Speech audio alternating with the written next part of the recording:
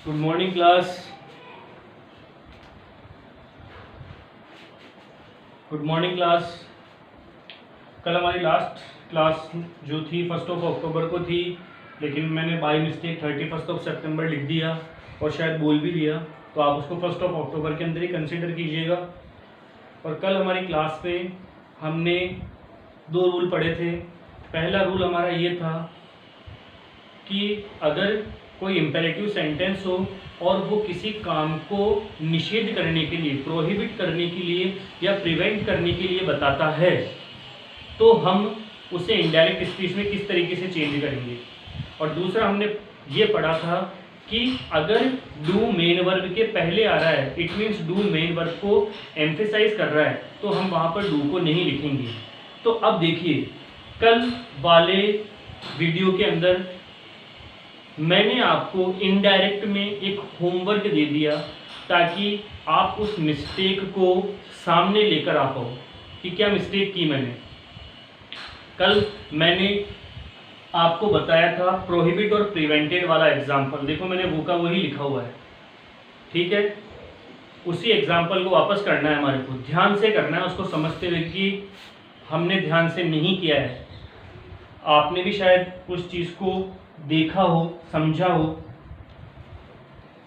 देखिए, मैंने ये बताया था कि अगर इंपेरेटिव सेंटेंस है और वो किसी चीज को प्रिवेंट करने के लिए या प्रोहिबिट करने के लिए बता रहा है, इंपेरेटिव सेंटेंस और किसी चीज को प्रोहिबिट या प्रिवेंट करने के लिए अगर वो चीज को बता रहा है, तो हम उसको इस वाले फॉर्मूला के बेस पर चेंज करेंगे।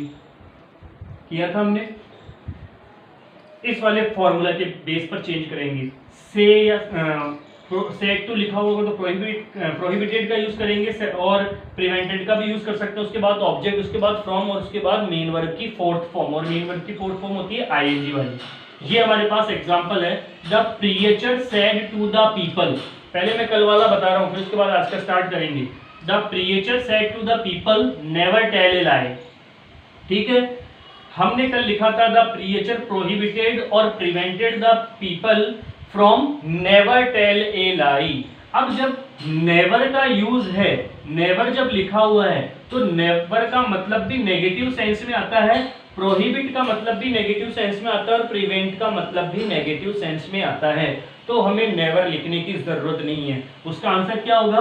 द प्रीचर प्रोहिबिटेड या प्रिवेंटेड, द प्रीचर प्रोहिबिटेड या प्रिवेंटेड, फिर लिखना है ऑब्जेक्ट द पीपल, फिर लिखना है फ्रॉम, फ्रॉम मेन वर्ब की fourth form telling a lie. The preacher prohibited और prevented the people from telling a lie. यहां पर नेवर लिखने की जरूरत नहीं है। नेक्स्ट एग्जांपल एक और देखिए। He said to his servant stop working। Stop का मतलब किसी काम को रोकना। स्टॉप वर्किंग, काम करना रोको। ऑर्डर दे दिया, ऑर्डर दे दिया तो इंपेरेटिव सेंटेंस हो गया, और किसी काम को करने से रोक दिया, निषेध कर दिया, मतलब प्रोहिबिट कर दिया या प्रिवेंट कर दिया, तो हमें वहां पर स्टॉप लिखने की जरूरत नहीं पड़ेगी, क्योंकि स्टॉप का मतलब भी प्रोहिबिट या प्रिवेंट के सेंस के अंदर ही मिलता जुलता आ रहा है। तो हम क्या लिखेंगे? ही प्रिवेंटेड या प्रोहिबिटेड, फिर ऑब्जेक्ट लिखना है हिज सर्वेंट, लिख दिया, फिर फ्रॉम लिखना है, और लास्ट में क्या लिखना है? मेन वर्ब की फोर्थ फॉर्म। तो ये हमारे लिए क्या थे? कल वाले एग्जाम्पल थे, ठीक है। इनको सही उतारो आप और इसका स्क्रीनशॉट लो।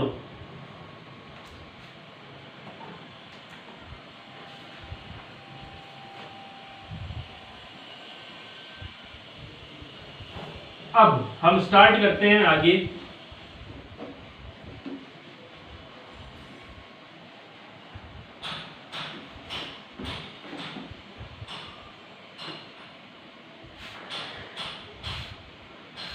हमने कल एक जो सेकंड वाला जो रूल पढ़ा था, उसमें हमने लिखा था कि अगर मेन वर्ब के पहले डू का यूज है, इट मींस वो मेन वर्ब को एम्फेसाइज कर रहा है, तब हम डू को नहीं लिखेंगे।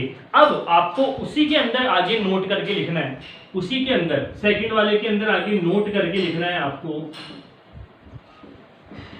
नोट करके लिखना है, if do is used as the main verb, इफ do is used as the main verb if do is used as the main verb then do is not removed. कल हमने ये पढ़ा था कि अगर डू मेन वर्ब के पहले आ रहा है, अगर डू मेन वर्ब के पहले आ रहा है इट मींस वो मेन वर्ब को एम्फेसाइज कर रहा है। लेकिन आज हम ये पढ़ रहे हैं कि अगर डू स्वयं ही मेन वर्ब है, अगर डू खुद ही मेन वर्ब है तो हम उसको नहीं हटाएंगे क्योंकि क्रिया को तो हम हटा ही नहीं सकते। और अगर डू मेन वर्ब के पहले आ रहा है, अगर कोई स्टेटमेंट है जैसे डू रीड द गीता, तो रीड हमारी क्या है मेन वर्ब, उसके पहले क्या आ गया डू। तो मेन वर्ब के पहले अगर डू आता है तो इट मींस वो मेन वर्ब को क्या कर रहा है एम्फेसाइज कर रहा है। एम्फेसाइज का मतलब वो मेन वर्ब पे जोर डाल रहा है, ठीक है। लेकिन अगर डू का यूज स्वयं ही मेन वर्ब के लिए हो तो हम वहां पर डू को हटाएंगे नहीं। अब एग्जांपल करते हैं जिससे आपको अच्छे से समझ में आएगा। देखिए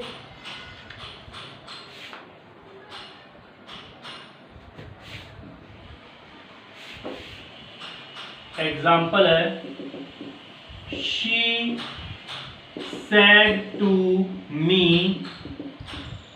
do this work at once। ये कैसे चेंज होगा? she said to me do this work at once, आदेश दे दिया, कह दिया, उसने मुझसे कहा कि इस काम को एक बार में ही करो, ठीक है।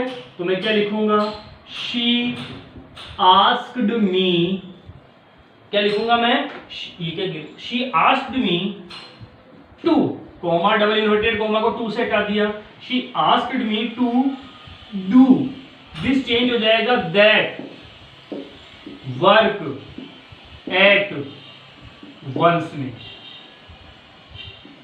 टू यहां पर कॉमा डबल इन्वर्टेड कॉमा की जगह क्यों आई है ये मैंने आपको पहले भी बता दिया है, आपको याद होना चाहिए। She asked me to do that work at once। Screenshot लीजिए इसका।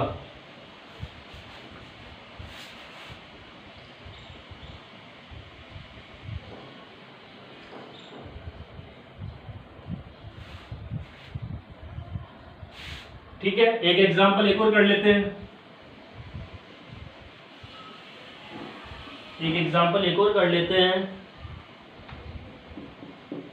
Your father said to you, your father said to you do your work in time, do your work in time। तो क्या हो जाएगा इसका your father asked you to do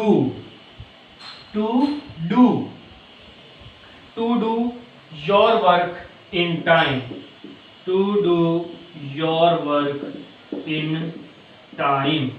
your father asked you to do your work in time। देखो your father said to को लिख दिया asked में, you की जगह you लिख दिया, comma double inverted comma two से रिप्लेस हो गया, डू की जगह डू लिख दिया, योर की जगह योर लिख दिया। योर की जगह योर क्यों लिखूंगा?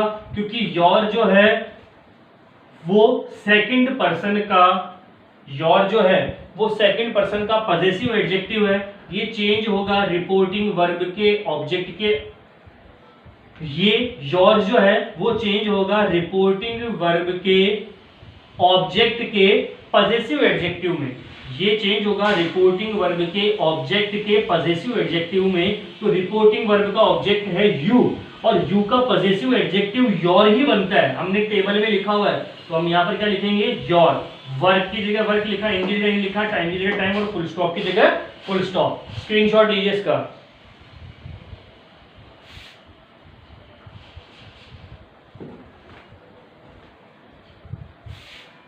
ठीक है, अब हम नेक्स्ट वाले पे आ रहे हैं। कल हमने दो पढ़ लिए थे, आज हम तीसरा पढ़ रहे हैं। अब आगे इंपेरेटिव सेंटेंस का ही है।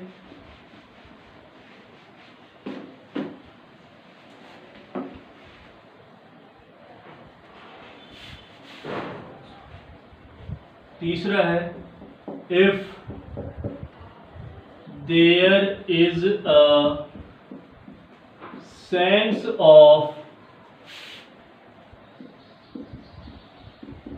proposal or suggestion, if there is a sense of proposal or suggestion from imperative sentences, from imperative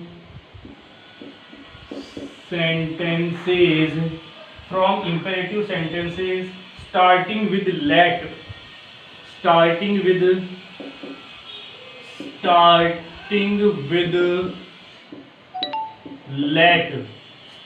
with let, it is changed to indirect speech.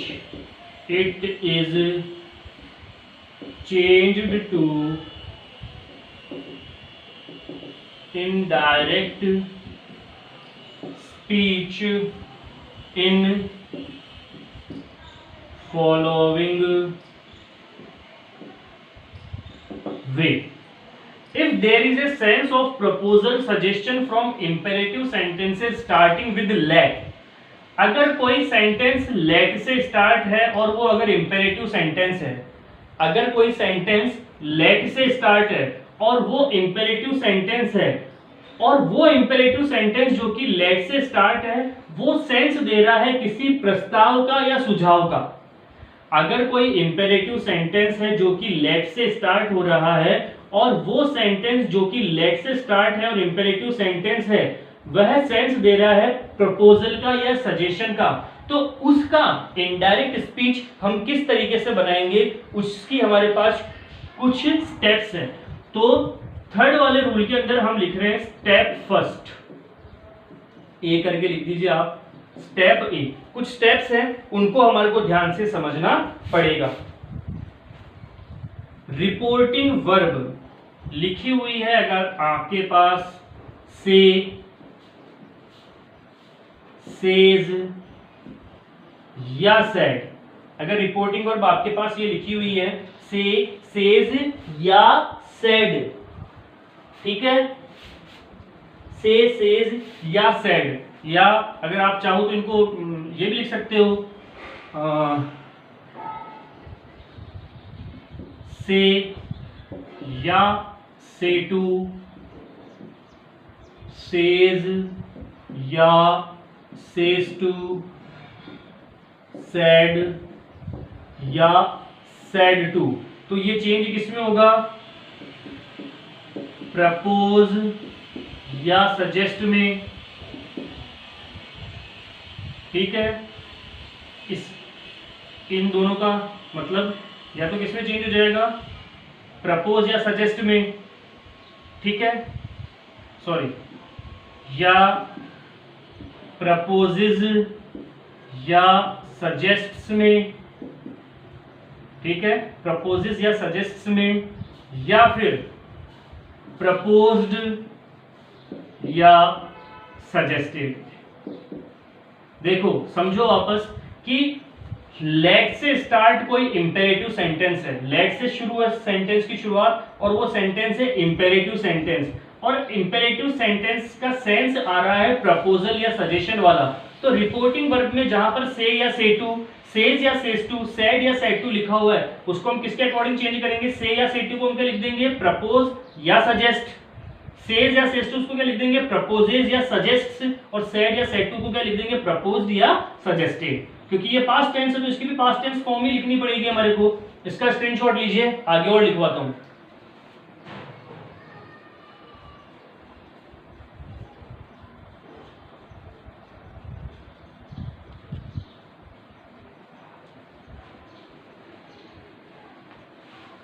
Yes, आगे देखिए, ये स्टेप हमने थर्ड की स्टेप फर्स्ट लिखी है, ठीक है, थर्ड की फर्स्ट स्टेप हमने लिखी है। अब देखो ये थर्ड की हमने फर्स्ट स्टेप लिखी है, इस स्टेप का भी कुछ नोट्स हैं, इस स्टेप के, स्टेप ए के भी कुछ नोट्स हैं। स्टेप एक का नोट फर्स्ट लिखेंगे। अब हम स्टेप ए का नोट फर्स्ट लिखेंगे हम, if you want to use, if you want to use object, if you want to use object after, if you want to use object after the proposal or suggestion, after the proposal or suggestion, then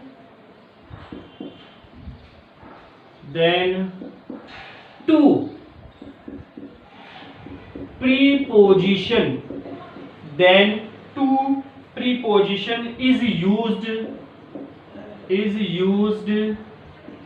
definitely, is used definitely after the proposal or suggest, after the proposal or suggest, after the proposal or suggest, and before the object, and before the object. देखिए step first हमने पढ़ी ली कि अगर reporting verb में से या say to, says या says to, said या सेड टू है, it will change according to tenses. Propose और सजेस्ट में चेंज हो सकता है, प्रपोजेस और सजेस्ट में चेंज हो सकता है, और प्रपोज और सजेस्टेड में चेंज हो सकता है। और अब हमने स्टेप फर्स्ट का नोट ए फर्स्ट लिखा है, स्टेप ए का नोट ए हमने क्या लिखा है, फर्स्ट वाला नोट हमने क्या लिखा है स्टेप ए का, कि if you want to use object after the proposal suggestion, कि अगर आप प्रपोजल और सजेशन के बाद में, प्रपोजल या सजेशन के बाद में, अगर आप प्रपोजल या सजेशन के बाद में ऑब्जेक्ट का यूज करना चाहते हैं, अगर आप प्रपोजल या सजेशन के बाद में ऑब्जेक्ट का यूज करना चाहते हैं, then to preposition is used definitely after the proposal or suggestion and before the object। तब हमें क्या करना पड़ेगा कि प्रपोजल और सजेशन के बाद और ऑब्जेक्ट के पहले, प्रपोजल और सजेशन के बाद और ऑब्जेक्ट के पहले टू प्रीपोजिशन का यूज करना पड़ेगा।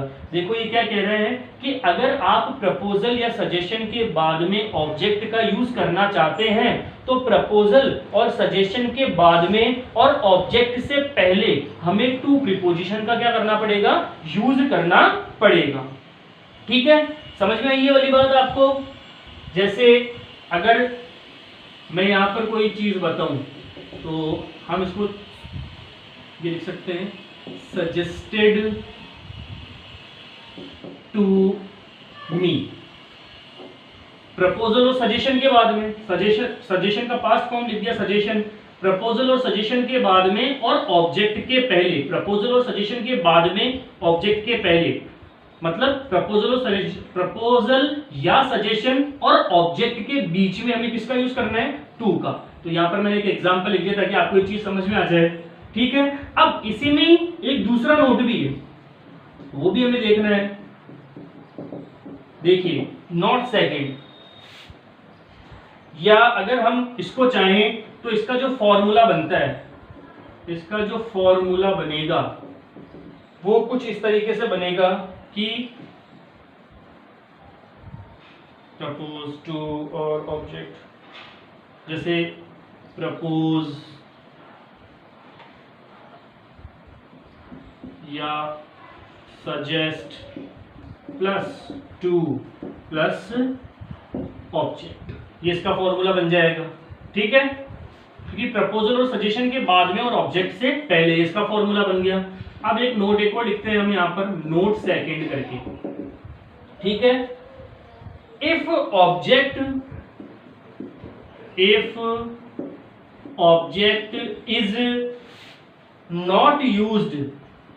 not used after the proposal or suggestion, after the proposal or suggestion, after the proposal or suggestion, then we use fourth form of the main verb, then we use fourth form of the main verb। देखिए note second क्या कह रहा है कि if object is not used after the proposal और suggestion, कि proposal और suggestion के बाद में अगर ऑब्जेक्ट का यूज नहीं है, प्रपोजल और सजेशन के बाद में अगर ऑब्जेक्ट का यूज नहीं है, then we use fourth form of the main verb. तब हम क्या करेंगे कि मेन वर्ब की फोर्थ फॉर्म का यूज लेंगे।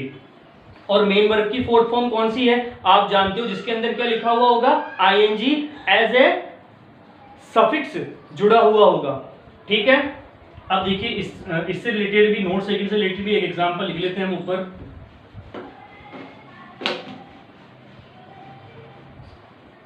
नोट सेकंड से रिलेटेड भी एक एग्जांपल लिख लेते हैं।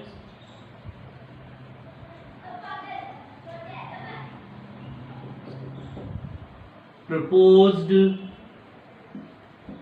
Going for a walk. क्या हुआ है कि अगर प्रपोजल या सजेस्टेड के बाद में ऑब्जेक्ट नहीं है तो हमें मेन वर्ब की कौन सी फॉर्म लिखनी है, फोर्थ फॉर्म लिखनी है। देखो प्रपोज्ड के बाद में कोई भी ऑब्जेक्ट नहीं है, giving for, going for a walk, ये ऑब्जेक्ट नहीं है, ये वर्ब है हमारे पास। ठीक है, तो हमने यहाँ पर टू भी नहीं लिखा है, ना हमारे पास ऑब्जेक्ट है। ठीक है, ये हमारी थी step number A. Step number A के अंदर हमने दो नोट्स पढ़े हैं कि अगर प्रपोजल या ऑब्जेक्ट के बाद में, सॉरी प्रपोजल या सजेस्ट के बाद में अगर ऑब्जेक्ट का यूज हमें करना है तो प्रपोजल और सजेस्ट के बाद में और ऑब्जेक्ट से पहले हमें क्या लगाना पड़ेगा, टू लगाना पड़ेगा। और दूसरा हमने ये पढ़ा है कि अगर प्रपोजल या सजेस्ट के बाद में ऑब्जेक्ट नहीं है तब हम क्या करेंगे, वर्ब की फोर्थ फॉर्म का यूज करेंगे। समझ में आई यहां तक की बात। अब हम पढ़ रहे हैं स्टेप बी। स्टेप बी, ये मिटा रहा हूं मैं, स्क्रीनशॉट ले लिया होगा आपने, आई थिंक ले लीजिए। चलिए स्टेप बी देखिए, स्टेप बी क्या है, inverted commas are replaced by that. Step B में क्या होगा कि इन्वर्टेड जो कॉमास जो होंगे, ऐसे सेंटेंस जो कि लेट से स्टार्ट होंगे और प्रपोजल या सजेशन को बताएंगे, उसके इन्वर्टेड कॉमास को हम दैट से रिप्लेस करेंगे। स्टेप सी, स्टेप सी क्या है हमारे पास कि जब इनडायरेक्ट बनाएंगे, जब हम इनडायरेक्ट बनाएंगे तो लेट को रिमूव कर देंगे। इनडायरेक्ट जब हम बनाएंगे तो जो लेट लिखा हुआ है उसको हम क्या कर देंगे, रिमूव कर देंगे, हटा देंगे। स्टेप डी है हमारे पास। स्टेप डी में क्या है हमारे पास, us is an objective case. Us is an objective case of we. Us जो है वो वी का ऑब्जेक्टिव केस है। हमने जब पहले दिन स्टार्ट किया था, जब हमने पहले दिन टेबल बनाई थी, तब हमने नॉमिनेटिव या सब्जेक्टिव केस, ऑब्जेक्टिव केस और पजेसिव केस के अंदर पजेसिव प्रोनाउन और पजेसिव एडजेक्टिव देखे थे। तो अस जो है वो ऑब्जेक्टिव केस है वी का, और वी हमारे पास क्या है, नॉमिनेटिव या सब्जेक्टिव केस है। ठीक है, इट विल चेंज, अस जो है it will change, it will change, it will change according to the, according to the, it will change according to the nominative, nominative case of, nominative case of we or they। it will change according to the nominative case of we or they। ये इस तरीके से क्या होगा, change होगा। तो class आज के लिए आपको इतने ही रूल्स याद रखने हैं। कल मैं आपको रूल्स बताऊंगा 3 अक्टूबर को, ताकि आप और अच्छी तरीके से समझ पाओ। और आज महात्मा गांधी जी की जयंती है और लाल बहादुर शास्त्री जी की भी जयंती है, तो हमें ये चीज़ भी याद होनी चाहिए। तब तक के लिए थैंक्स।